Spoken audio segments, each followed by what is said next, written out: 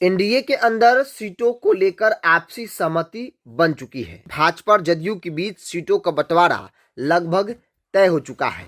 चिराग कितने सीटों पर लड़ेंगे, उपेंद्र कुशवाहा को कितनी सीटें मिलेगी, जीतन राम मांझी को इस बार क्या मिलने जा रहा है। क्योंकि नीतीश कुमार और भारतीय जनता पार्टी के बीच कई बार की मुलाकात हुई और भाजपा भी अपने सहयोगी दलों से मुलाकात कर चुकी है। आपने देखा बीते दिनों विनोद तावड़े बिहार प्रभारी भाजपा के चिराग पासवान से दिल्ली में जाकर मुलाकात, क्योंकि एनडीए के अंदर चिराग नाराज चल रहे हैं। चिराग का मानना है कि भाई उनको मन मुताबिक सीटें नहीं मिल रही है, इसलिए वो प्रेशर पॉलिटिक्स कर रहे हैं। लेकिन भाजपा के पास हर दाव का काट है। भाजपा अपने तौर तरीके से अपने सहयोगी दलों को मना लेती है और जो जानकारी आई है कि भाजपा ने चिराग पासवान को भी मना लिया है। अब चलते हैं सीटों के संभावित गणित के ऊपर, लेकिन उससे पहले नमस्कार, द इंडिया टॉप देख रहे हैं। मैं हूं आपके साथ बिरजू सिंह। देखिए, बिहार में विधानसभा का चुनाव है और ऐसे में एनडीए हो या फिर महागठबंधन, दोनों खेमों में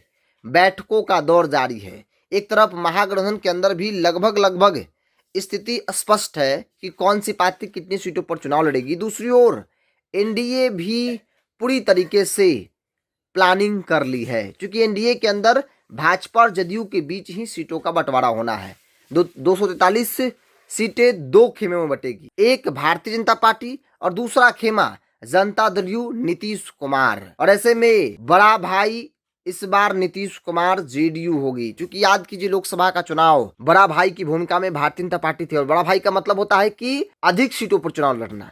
लेकिन विधानसभा चुनाव में जेडीयू बड़ा भाई की भूमिका पहले भी निभाई है और इस बार भी निभाएगी, मतलब जेडीयू अधिक सीटों पर चुनाव लड़ेगी। देखिए, जो मेरी जानकारी कहती है कि सीटें दो भागों में बट चुकी है। 105 सीटों पर जेडीयू चुनाव लड़ेगी और बाकी की जो सीटें हैं वो भारतीय जनता पार्टी के लिए छोड़ दिया गया है, बाकी सहयोगी दलों के लिए छोड़ दिया गया है, बाकी सहयोगी दलों को देने के लिए भाजपा को कह दिया गया है। मतलब 105 सीट पर जेडीयू, इसके अलावा भारतीय जनता पार्टी तकरीबन 100 सीटों पर। हो सकता है कि एक सीट कम जाए या फिर एक सीट बढ़ जाए, मतलब कि भारतीय जनता पार्टी 100 के आसपास सीटों पर चुनाव लड़ेगी। हम ही नहीं कह रहे कि 105 सीट जेडीयू एकदम कंफर्म 100% लड़ेगी, ये संभावित गणित है। हो सकता है कि ये आंकड़ा 103 हो जाए, 104 हो जाए, 105 हो जाए, लेकिन एकाध सीटों का इधर उधर जो है वो हो सकता है। लेकिन बड़ा भाई की भूमिका में जनता दल यू जो है वो इस बार भी नजर आएगी। इसके अलावा बाकी सहयोगी दलों की बात कर ली जाए तो एलजेपी और चिराग पासवान पर सबकी नजर थी कि चिराग को कितना सीट मिलेगा।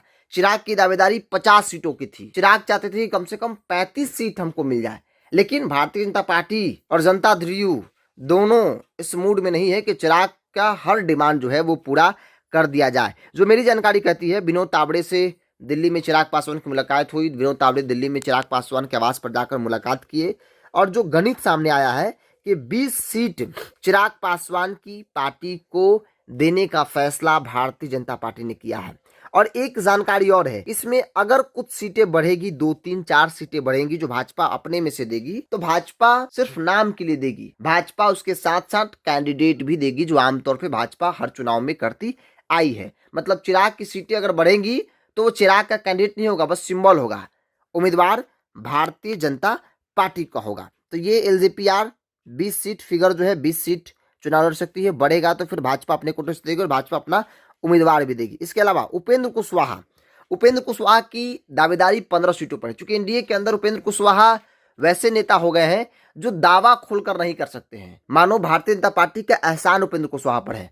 चुनाव हार गए, भाजपा ने राज्यसभा भेजा, तो भाजपा के सामने वो खुलकर डिमांड भी नहीं कर सकते हैं। और एनडीए के अंदर नीतीश कुमार भी हर बार चाहते हैं कि भाई उपेंद्र कुशवाहा को आगे नहीं बढ़ने देना है। राजनीतिक तौर पर दोस्ती जरूर है, लेकिन उपेंद्र कुशवाहा को वो देखना पसंद नहीं करते हैं। तो इसका एक नुकसान उपेंद्र कुशवाहा को हमेशा उठाना पड़ता है, इस बार भी उठाना पड़ सकता है। मेरी जानकारी कहती है कि 10 सीटें उपेंद्र कुशवाहा को मिल सकती है, जिसमें 1-2 कैंडिडेट भी भारतीय जनता पार्टी जो है वो अपना देगी। मतलब मैक्सिमम 10 सीटें मिलेंगी, जिसमें 1-2 कैंडिडेट भाजपा अपना देगी। इसके अलावा बात करते हैं जीतन राम मांझी की पार्टी हिंदुस्तानी अवाम मोर्चा सेकुलर की। हिंदुस्तानी अवाम मोर्चा सेकुलर के पास कई फायदे हैं। एक तो एनडीए के अंदर दलित नेता के तौर पर हर बार भाजपा चिराग को आगे प्रमोट की, जिसका नतीजा हुआ कि चिराग आज भाजपा के सर पर बैठ गए हैं। भाजपा जदयू के लिए दोनों के लिए परेशानी बन गए हैं। तो भारतीय जनता पार्टी अब कई मुद्दों पर, कई मौकों पर चिराग जीतन राम मांझी को आगे करती है ताकि चिराग को बैलेंस किया सके। दूसरा, जीतन राम मांझी और नीतीश कुमार के बीच बहुत अच्छे संबंध है। नीतीश कुमार हमेशा चाहते हैं कि जीतन राम मांझी को मजबूत स्थिति में रखा जाए, उनको उम्मीद से अधिक सीटें जो है वो दिलाई जाए, प्रयास यही होता है और कई बार सफलता भी जीतन राम मांझी को मिली है। तो एनडीए के अंदर जीतन राम मांझी के लिए थोड़ा सा पॉजिटिव है। चिराग को बैलेंस करने के लिए भी इस तरह के नेताओं का इस्तेमाल जो है वो किया जाता है, भाजपा जदयू करती है। जीतन राम मांझी का दावा 40 सीटों पर है, लेकिन 40 सीट कहाँ से पूरा होने वाला है?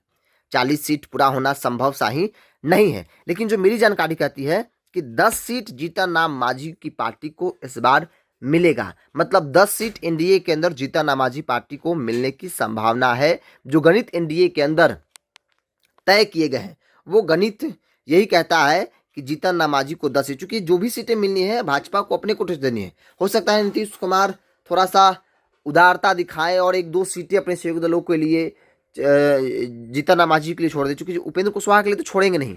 हाँ, जीतन राम मांझी के लिए छोड़ सकते हैं। तो जीतन राम मांझी को खुश करने के लिए नीतीश कुमार अपने कोटे से 1-8 सीट दे दे तो वो अलग बात है। तो एनडीए के अंदर भी जो सीटों का गणित है, समीकरण है, वो लगभग क्लियर है। बस औपचारिक तौर पर ऐलान बाकी है। आपने देखा बीते दिनों नीतीश कुमार से उपेंद्र कुशवाहा भी मिले, उससे पहले जीतन राम मांझी मिले थे। एनडीए के तमाम जो प्रदेश स्तर के नेता है वो जाकर मुलाकात की। मतलब पूरी तरीके से नीतीश कुमार चुनावी मूड में आ गए हैं। नीतीश कुमार काफ़ी सक्रिय भी हो गए हैं।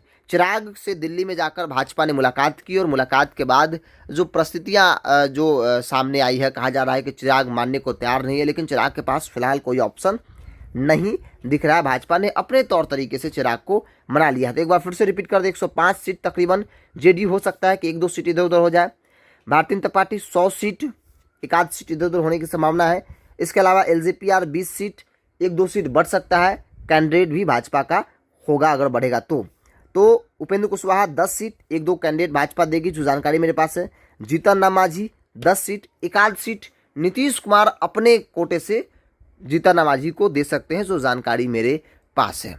बहरहाल ये संभावित गणित है, ये संभावित समीकरण है जिसकी चर्चा एनडीए के अंदर भी बड़े बड़े नेताओं के बीच खूब हो रही है। हमने भी कई नेताओं से बातचीत की, उन्होंने कहा कि बिल्कुल इसी समीकरण पर एनडीए के अंदर जो है सीटों का औपचारिक तौर पर ऐलान जो है वो होगा। हो सकता है कि 1-2 सीट किसी का घटे, किसी का बढ़े। बहरहाल आप क्या मानते हैं? आप भी अपनी राय को कमेंट्स बॉक्स में रखिए। इस पूरी रिपोर्ट में इतना ही। बहुत बहुत धन्यवाद।